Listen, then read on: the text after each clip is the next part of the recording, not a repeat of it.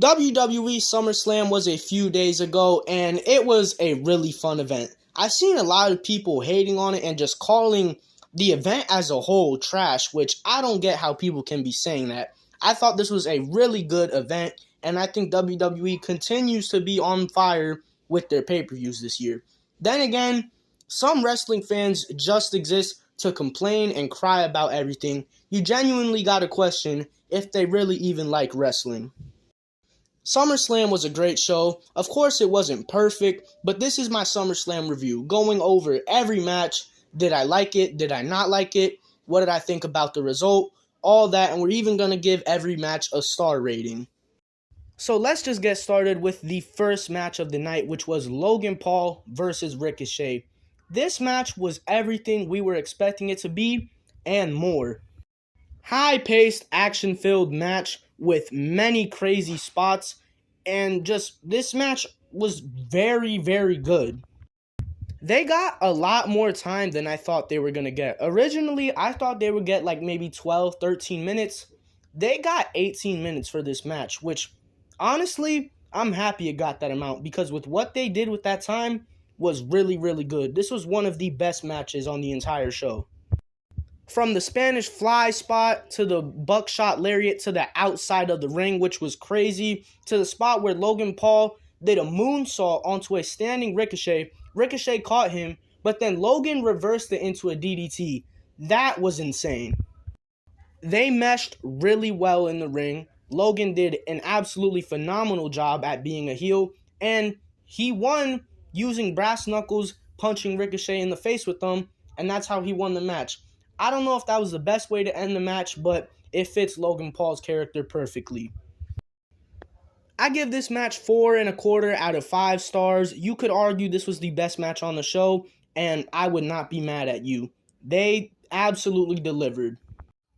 Next match was Cody Rhodes versus Brock Lesnar, and I won't lie. My first time watching this match, when SummerSlam was actually live, I was pretty much hate watching this match. I was still upset that the match had no stipulation, and I pretty much let that affect how I viewed the entire match. I thought the match was boring, predictable, and I just hated it. But then I rewatched the match, and it was just so much better when I watched it again, rather than the first time. Yeah, the first 7 to 8 minutes are a little slow, and you could argue that they were boring, but it was honestly kind of fun to see Brock just throw Cody around like a little kid. Brock even F5'd Cody onto the floor. He F5'd him through the announce table. He even locked him in the Kimura lock in the middle of the ring. But Cody still made his babyface comeback, hit all his signature moves. He did one of the craziest Cody cutters I've ever seen. I don't know how to describe it, but if you've seen it, you know he jumped on one of the ropes where the turnbuckle is. Then he just jumped on the regular ropes and hit the Cody cutter. I can't even describe it, but it was insane. Then he hit his 3 crossroads on Brock and he won the match. Yeah, the match was predictable. It was very formulaic, but it's still a pretty fun watch. I give the match 3.5 stars. It would have been better if we haven't seen this same match 2 times already, but what can you do about it? The match was still good. Cody got the win, which was obvious. And yeah, that's all I gotta say about it. 3.5 stars. The next match was a SummerSlam Slim Jim Battle Royale, and I was so heavily invested in this match just because LA Knight was in it. I was almost on the edge of my seat just because I wanted to see if they were going to pull the trigger on LA Knight and let him get a win, a big win like this. And they did. LA Knight won this Battle Royale. The crowd went crazy. I went crazy. Everybody loves this. Nothing bad to say about this. To rate the match, like as a Battle Royale, it honestly was kind of fun. I'm going to give it 3.25 stars because it's a Battle Royale, but like it was a pretty fun watch. The next match was Ronda Rousey versus Shayna Baszler in an MMA rules match, and I think it's safe to say that WWE should not try and incorporate MMA into their matches ever again, at least not like this. Because this match just looked so fake, so choreographed. The crowd was pretty much asleep throughout the entire duration of it. This was just very bad. I don't even want to spend any more time on this. This match gets 1 star. The only good thing about this is that Shayna won. Other than that, WWE should never try this again. After that was a match I was very much looking forward to, and that was Drew McIntyre versus Gunther for the Intercontinental Championship. This was a very good match. I mean, it's everything you expect out of a Drew McIntyre and Gunther match. It was hard-hitting, it was brutal. I enjoyed the match for what it was, but I think it could have been a lot more. And that's just because I think this match was too short. I think it ended just abruptly. It almost felt like it rushed to the finish and there was another gear that they could have kicked into and they didn't kick into it. Like I said, I still think the match was very good, but it wasn't an absolute classic like I was expecting. I give it 4 out of 5 stars. If you just gave it another 4 to 6 minutes, it would have been so much better. It would have been that classic we were all expecting. Gunther retained the IC title, which is great. He's going to break that record. And honestly, with the way Drew lost this match and how he reacted to it, I could see him turning heel very soon. Gunther beat him like perfectly clean. And after the match, Drew McIntyre just pretty much stormed out of the ring back to backstage. I don't know. I feel like a heel turn for Drew McIntyre is coming, and I really hope it is, because I thought he was going to return as a heel. He came back as a face, but maybe this is what he needed to finally turn heel. Hopefully we get to see that. I think that would do absolute wonders for him. But Gunther retained the IC title here, which, like I said, is absolutely great. And yeah, that's all I got to say for this one.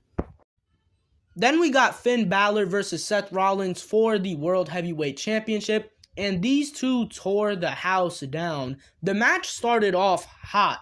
They didn't do what most matches do and, take a decent bit of time to build the match. No, they came out guns blazing and just picked it up from there. There was a lot of callbacks to their SummerSlam 2016 match, which makes a lot of sense. This entire feud is pretty much centered around that match that happened 7 years ago.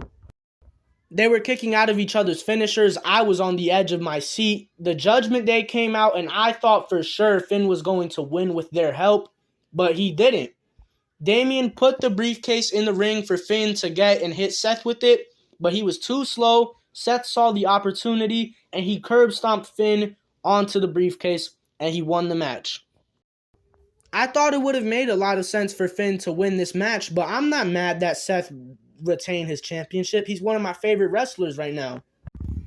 This Judgment Day storyline is going to start getting very interesting, and I'm here for it. But yeah, just an absolute banger of the match.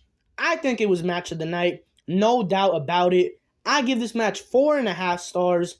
Nothing bad to say about this. Up next was the triple threat for the WWE Women's Championship.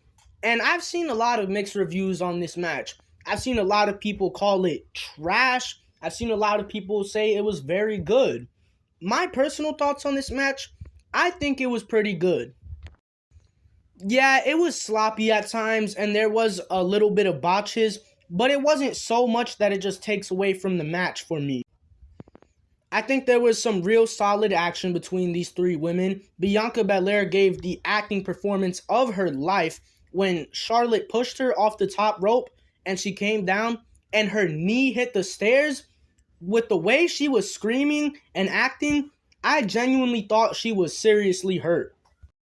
And when all the medical staff and officials were coming out to help her, I thought, oh damn, is she really hurt? Are they changing the entire finish to this match? What is going on? But then she ran out back to the ring, got on the top ropes again, and just, casually did a 450 splash.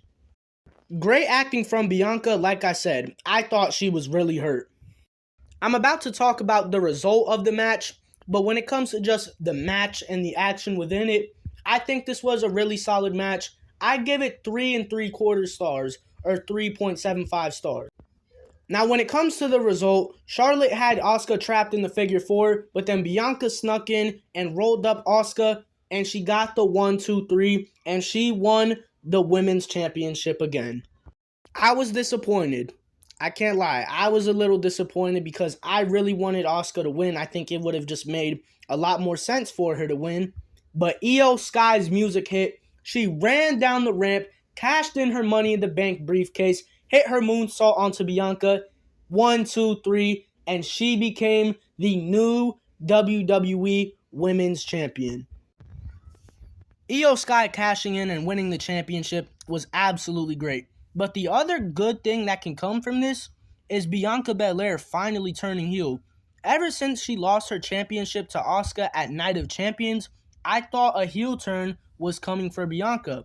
It hasn't happened yet, but something like this is perfect heel turn material. She put up a crazy fight after hurting herself to win the championship back just to get it taken away from her literal moments after. Perfect heel turn material. I hope they actually do it because I think it would be very interesting to see a heel Bianca Belair. I spent a lot of time talking about that match, and we still have the main event to talk about. Roman Reigns vs. Jey Uso Tribal Combat. Let's talk about it. So the match was okay, but compared to our expectations for it, I think it was very underwhelming. It's a Roman Reigns match. It's going to be slow, paced out, and methodical, but this match should have been the complete opposite of it. This match should have been like Roman vs. Brock at SummerSlam last year, but instead, it was pretty much the complete opposite of it. This is a match between two guys who just hate each other. For the past 3 years, Roman Reigns has been abusing and manipulating Jey Uso. You would think Jey would come out in this match and just go all out on Roman, but he didn't. It just doesn't make sense. The first 10 to 15 minutes of this match are just so boring. Like, if you're going to watch this match back, you don't even need to watch that portion of the match. After that, it's good, but it's still just paced out and slow that it's very easy to get bored while watching this match. Especially since we all knew that Jey wasn't going to beat Roman, so we were pretty much taking all this time just to get to an inevitable conclusion that we all knew was coming. So for the match, I give it 3 stars. It should have been so much better. But that's not all we got to talk about, because at the end of this match, Jey Uso had Roman beat. He had him pinned, and he almost got the 3 count until a man in a black hoodie pulled Jey out of the ring. And who was it? It was Jimmy Uso. I knew this was going to happen, but I didn't want it to happen because it was just almost so predictable. I didn't want to see it happen, but it happened, and now the Bloodline storyline got another layer to it that might be unnecessary. Like, the argument that you could make for Jimmy turning on Jey was jealousy, right? These past few years, Jey's gotten all the spotlight out of the Usos. Everybody thinks Jey is the better Uso, and Jimmy's just been kind of left in his shadow. But how does it make sense, after everything they've been through, for Jimmy to turn on his brother and help the man who's been manipulating both him and his brother for the past 3 years?